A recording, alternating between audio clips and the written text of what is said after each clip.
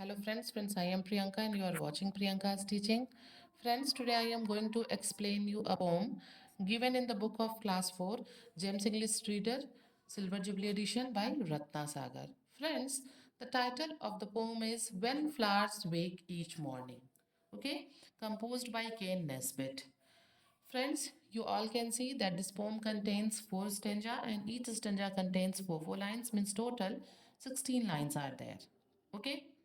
First of all, I will read the stanza and after that I'll explain you the stanza. So please be with me and let's start. When flowers wake each morning, they don't have to make their beds, and lettuce leaves are not told to comb the hair upon their heads. क्या होता है जब हम अभी तो पहले poem को छोड़ दीजिए, पहले ये सोचिए कि जब हम बच्चे थे और हम रोज सुबह सो के उठते थे तो हमारे पेरेंट्स हमसे क्या कहते थे। वो हमसे कहते थे कि पहले अपना बेड ठीक कर लो, ठीक है, अपने बाल को ठीक कर लो, नहा लो, ब्रश कर लो, ठीक है, नहाते समय अच्छे से नहाना। मीन्स वो हमें कुछ कुछ इंस्ट्रक्शन देते रहते थे। पर जब हम छोटे बच्चे होते हैं तो हमें ऐसा लगता है कि our parents always nags us, कि हमेशा वो हमारे साथ टोका टाकी करते हैं and nobody like this. और किसी को भी ये पसंद नहीं आता है, किसी भी बच्चे को नहीं पसंद आता है पेरेंट्स का ये नैगिंग करना। वैसे ही यहाँ पे एक छोटा बच्चा है जो क्या है, वो पेरेंट्स की नैगिंग से परेशान है कि ये कर लो वो कर लो, और वो सोचता है कि इससे अच्छा तो कि मैं प्लांट्स होता, इंसान होने से अच्छा है कि मैं प्लांट होता। तो बच्चा कहता है कि when flowers wake each morning they don't have to make their beds, कि ये जो फूल होते हैं ना, ये जब सुबह खिलते हैं, मतलब जो कि सो के उठते हैं, खिलते हैं रोज हर सुबह, तो इन्हें कोई नहीं कहता, कि इन्हें कोई नहीं कहता बेड ठीक करने को, इन्हें अपने बिस्तर को ठीक नहीं करना होता, ठीक है। क्योंकि बेड पे सोने से सिलवट पड़ जाती है ना, तो हमें लोग कहते हैं ठीक करने के लिए। बट फ्लावर से कोई नहीं कहता कि अपने बेड को ठीक करो। And lettuce leaves are not told to comb the hair upon their heads. और लेट्यूस लीव क्या है, ये कैबेज की तरह एक लीफी वेजिटेबल है। तो बच्चा यहाँ पे कहता है कि लेट्यूस लीव से भी कोई नहीं कहता है कि तुम अपने सिर के जो बाल हैं उसे कोम कर लो, उसमें कंघी कर लो। Come on the second stanza.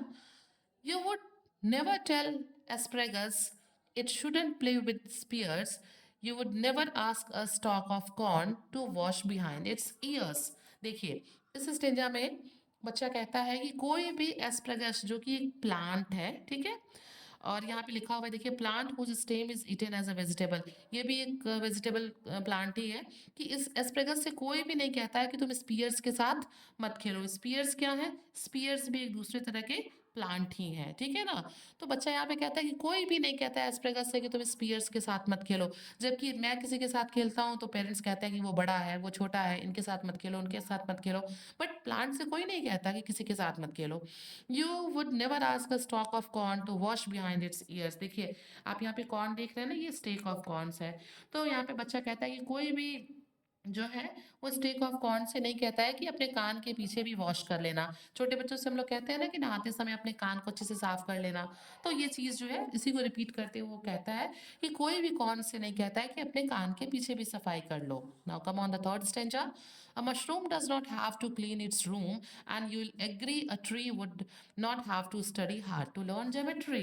ठीक है, बच्चा यहाँ पे कहता है कि कोई भी मशरूम से, you all can see here mushroom, कि कोई भी मशरूम से नहीं कहता है कि तुम अपने रूम को क्लीन कर लो। जबकि हमसे जो है लोग हमेशा कहा करते हैं, और आप लोग मुझसे एग्री होंगे इस बात के लिए, कि ट्रीज को जो है would not have to study hard to learn geometry. Trees को जो है ज्योमेट्री सीखने के लिए बहुत हार्ड वर्क नहीं करना पड़ता, जबकि हमें ज्योमेट्री सीखने के लिए बहुत हार्ड वर्क करना होता है। ज्योमेट्री क्या होता है, मैथ्स का एक सेक्शन है जहाँ पे हम लाइन्स और एंगल्स के बारे में पढ़ते हैं। Okay, I guess it should be obvious from listening to my rant. Rant means speech. अब यहाँ पे बच्चा कहता है कि मुझे लगता है कि आप सबको ये बात क्लियर हो गया होगा मेरे स्पीच को सुनने के बाद। स्पीच क्या, what ever he told in this 3 stanzas, कि ऊपर जो 3 स्टेंजा में बच्चे ने कहा है। तो बच्चा कहता है कि मुझे लगता है कि आप सब लोग को मेरे इस स्पीच को सुनने के बाद क्लियर हो गया होगा कि I am tired of being a person, कि मैं अब इंसान होके थक गया हूँ, ठीक है।